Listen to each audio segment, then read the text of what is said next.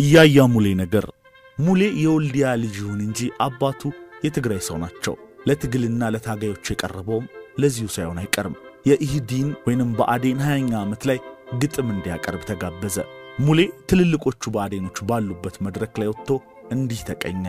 ምንም ነኝ ግን አማራ፣ ለዚያውም ደም አረንጓዴ፣ የፈጠረኝና ምቼ በጎቼን ከተኩላ ጋር የማሰማራ።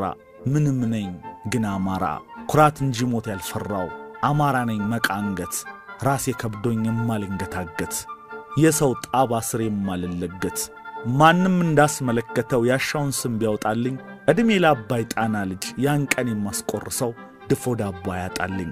ያ ወንድሞቼ መስክሩ በእናት ጡት ወተት ባይሰክሩ፣ የዛሬ 20 ዓመት ተክራሯ ወርደውን ባልመከሩ። ምንም ነኝ ግን አማራ። ሰብስክራይብ ያላደረጋችሁ ሰብስክራይብ እያደረጋችሁ ላይክ ሼር ሳትዘነጉ ይህን የሙሌን ታሪክ እንድትከታተሉ ጋብዝኩ። በዚህን ጊዜ ብአዴኖች አንገታቸውን ደፉ። ከዚያን ጊዜ ጀምሮም ይፈሩት ጀመር። ሙሌ ነገር ዋዜማ ሬዲዮ እንዳዘጋጀው ሰውየው በ1946 ወልዲያ ተወልዶ በ1996 ዓ.ም ዓለም ገና ሕይወቱ አለፈች። ትንሽ ትንሽ የጋሽ ስብሃትን የሚመስል ሕይወት፣ ትንሽ ትንሽ የብአዴን ታጋዮችን የሚመስል ሕይወት፣ ብዙ ብዙ የጎዳና ሕይወት ኖሯል። ይህ ባለቅኔ ሙሉጌታ ተስፋዬ ወይም አያ ሙሌ ይባላል። የአያ ሙሌ ነገር ግራ ነው። ሕይወቱም ሲበዛ ዥንጉርጉር ናት።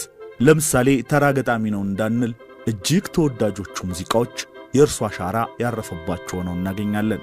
ብኩን ሰው ነው እንዳንል በኢህአፓ እሳት ፖለቲካ ውስጥ ተወልዶ በማርክሲዝም ሌኒኒዝም ነዶ በብአዴን በስሎ በኤንጂኦ ደሞዝ ከብሮ በኢህአዴግ ላዕላይ ቤት ገብቶ በጋዜጠኝነት ሰርቶ ከመንግሥት አፓርታማ ተበርክቶለት የሴኮ ቱሬ ጎረቤት ሆኖ የኖረ ሰው ነው።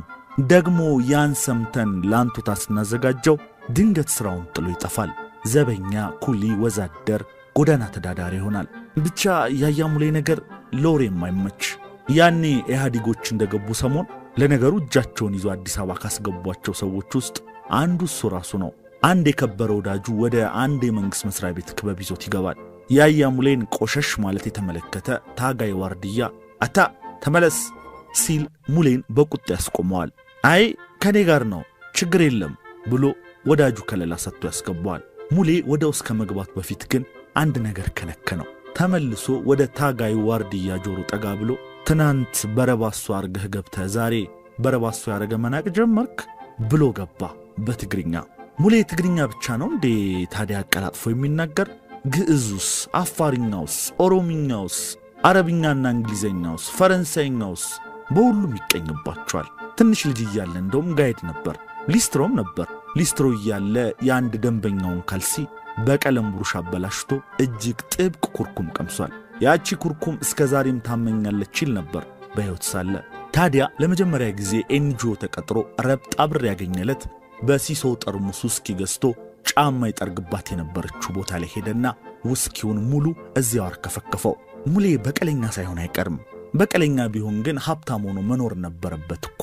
ደግሞ ማርክሲስት ብለነው ልናልፍ ስንል መጽሐፍ ቅዱስን ከፍ ባለ ደረጃ አጥንቷል። ከቤተ ክርስቲያን ደጅ አይጠፋም። ውሎ አዳሩም እዛው ነበር ይሉናል የሚያውቁት። ታዲያ ቆራጥ ክርስቲያን ነበራ ስንል ቁርአንን 30 ጁዝ አፍዟል ይሉናል። እንዲያውም ወሎ ውስጥ ከቄሶችና ከሼካዎች እኩል ማውራት ይቻላል ብሎ ይመሰክሩለታል። ብቻ የአያ ሙሌ ነገር ግራ ነው። በ1992 ለወጣው ፈርጥ መጽሔት ትንሽ ስላስተዳደጉ ፍንጭ ሰጥቶ ነበር። ያን ዕለት ለጋዜጠኛው እንዲህ አለው። መሰለህ እኔ ዲቃላ ነኝ፣ አባቴ ትግሬ ናቸው፣ እናቴ የዋድላ ደላንታ ሴት ናት። ወልዲያ ውስጥ ሙጋድ የሚባል ቦታ እናቴ ከፊት ለፊት ጠላ ትሸጥ ነበር። አባቴ ደግሞ በጓሮ በኩል ጨው ይሸጣል። እናቴ ጠላውን እየሸጠች ታንጎራጉራለች።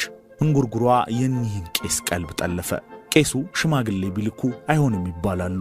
እናቴና አባቴን የምታገናኝ አንዲት በር ነበረች። ቄሱ አይሆንም ሲባሉ በሯን ገንጥለው ገቡ። እኔ ተወለድኩ። ብጻት ስዩም አደራ ልጄን አደራ እያለች በእንባ የምታዜመውን ግጥም የጻፈላት ሙሌ ነው። ለአበበ ተካ ወፊቱን የጻፈለት ሙሌ ነው። ለሐና ሽንቁጤ ለኩኩ ሰብስቤ እያልን ብንቀጥል ማቆሚያ የለንም። ቆንጥሮ እየሰጠ አንበሽብሿቸዋል። ፍዝ ሆኖ አድምቋቸዋል። እነሱን የዝና ማማ ላይ ሰቅሎ እሱ ታች ወርዶ ይተኛል ጎዳና። ሙሌ ድሮ እንደ ኢህአፓም እንደ ብአዴንም አድርጎት ነበር። ምን አድርጎት ነበር ብቻ ቆራት ታጋይ ነበር እንጂ በኢህአዴግ አምናለሁ ይል ነበር አፈውጥቶ ከተበላሹም አለቃቸውም እያለ ይዝት ነበር እነ በረከት እነ ታምራት ላይኔ እነ ህላዌ ዮሴፍ